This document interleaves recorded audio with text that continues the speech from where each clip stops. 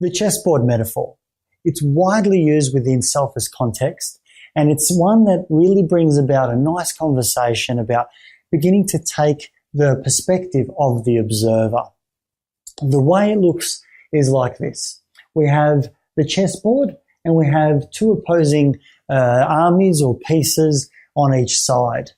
Now, it's quite nice that it's different from metaphors like the sky or metaphors like the football field, in that it shows that there are two opposing teams, and that's why I think the chessboard metaphor is really robust.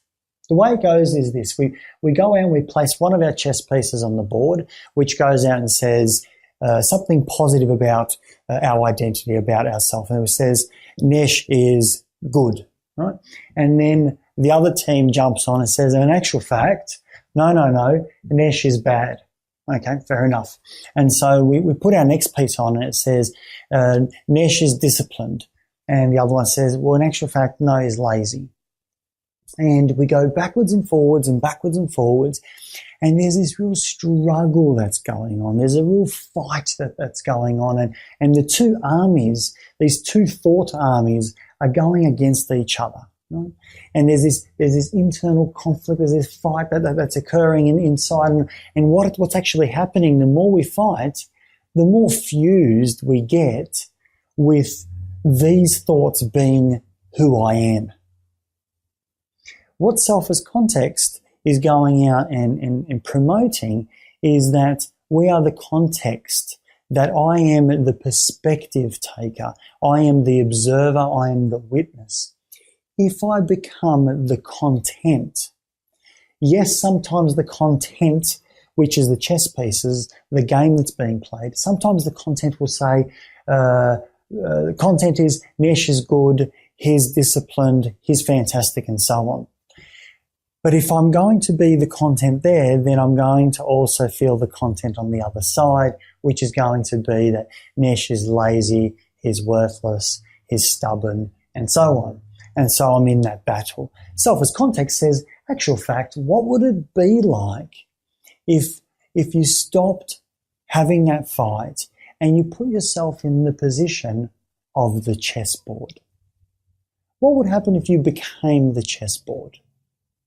Would it matter so much whether these positive commentary is going ahead with these positive pieces, whether the blue army is moving forward, or whether the red army, the negative comments are moving forward?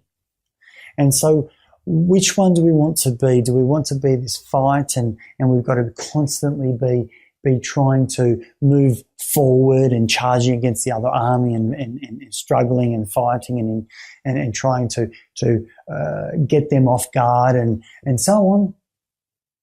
Or can I maybe just be the platform of the chessboard? What would it be like to be the chessboard? It really wouldn't matter who wins or loses. It wouldn't go out and phase us so much whether one person goes out and takes the other piece, whether the blue army is winning or whether the red army is winning. We wouldn't get fused with the content. The content is the game. We become the context. And that's what we're looking to promote, that you are the context. You are the chessboard, rather than all this content, the commentary, the thoughts, the feelings, the judgments, this story, this conceptualized story about who you are. And so that's the chessboard. It's really useful to have a physical chessboard with your clients, and you can start to move your pieces forward and they move their pieces forward. And so what you do is you say one positive thing about them, they say a negative thing about them, then we start to move them forward and so on. And then what occurs is when they take the position of the board, it's only you that's going out and moving pieces. And so it's really nice because while they're holding the board, you might even move their pieces, you're using your pieces, but it doesn't really matter because the game seems to be pointless. If I end up playing against my client and my client is holding the board, and I end up playing against myself, it's kind of quite comical. And in actual fact, it feels a little bit lighthearted and so on. So encourage your clients to then hold the chessboard while you play with yourself. Or you could do it in reverse as well, where they play against themselves while you hold the chessboard. It becomes very boring very quickly, but it's quite comical at the same time. So that's the chessboard. I really encourage you to have a chessboard in your actual therapy room so that you can pull it out. It's much more effective and engaging when we do it physically. So good luck with that, and I'm sure you'll find that useful. Enjoy.